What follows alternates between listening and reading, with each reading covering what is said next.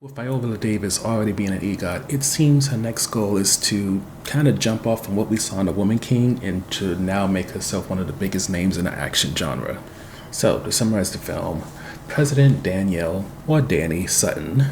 she is a war hero whose current goal is to get the G20 to agree to what is known as the Together Plan, which is supposed to benefit farmers in the third world with needs for investment.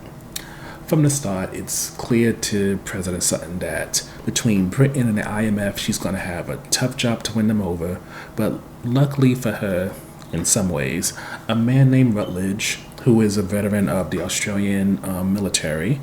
he decides to take all the world leaders as hostage. And with that, thankfully for President Sutton, between her own talents and also her right hand and agent Manny Ruiz, they're able to escape the room where Rutledge is holding everyone. And once again, President Sun gets to be a hero, but now with the type of support and also the type of recognition that can make it so that she's not going to just get potentially a cover on Time magazine, but maybe change the world in ways that some past American presidents could only wish they could do. So, get into the review section. When it comes to G20, undeniably, this is a vehicle for Viola Davis, and there's a plus and minus to that. The plus of it is you can get the sense that Viola is trying to elevate the movie to something that's more the caliber we're used to seeing from her by giving us this strong performance compared with her being a mother to someone named Serena, who was played by Marseille Martin, and their relationship is very sweet and cute, and being that you don't see a huge amount of mother-daughter relationships in action films, especially with black women, it is definitely interesting to see the dynamic together. And also, to Martin's credit, she is playing this tech whiz who doesn't necessarily go toe-to-toe and hold her own against Davis, but she also doesn't get in her way, which is a bit of a plus when you consider things. But at the same time, it's kind of awkward that even though Viola Davis is married to Anthony Anderson's character, it is a gentleman who plays Agent Ruiz, who's a person you really think she has something good going with. He is a person who she has banter with, a little bit of a cute kind of friendship with, not in a way that feels like they're brothers, but like if Anthony Anderson's character didn't exist and, President Sun was a widow, you could definitely imagine Agent Ruiz being her little secret, little side piece, a little, special friend. But this isn't to say that all that Agent Ruiz provides is just, chemistry and interest, but also it's interesting to see, especially because the idea of a black female president was recent in American history. It's interesting to see how Davis takes on this role as kind of being stuck between trying to be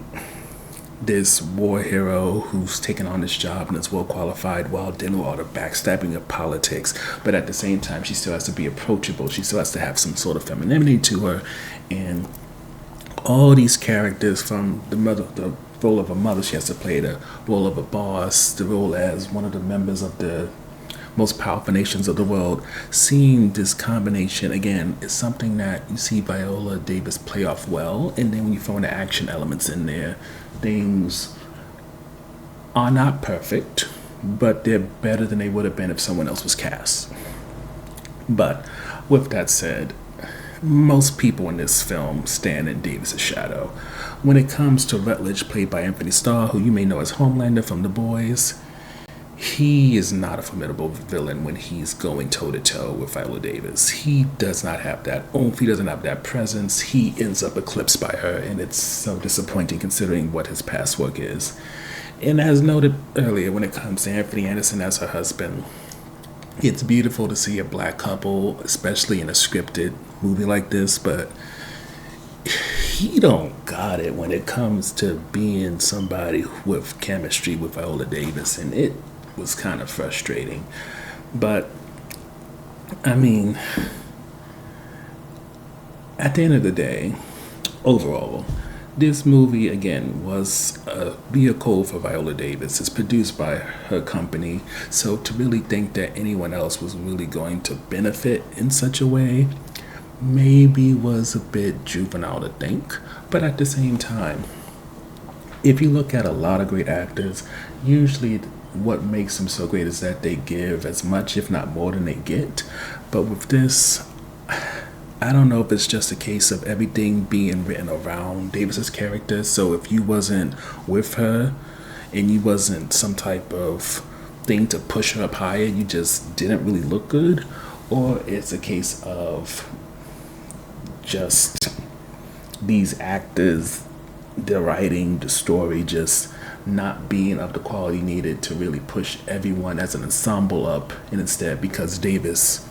has the talent to, she was able to bolster herself up, and unfortunately wasn't really able to bring anybody with her to the point of being considered as an individual notable in this film.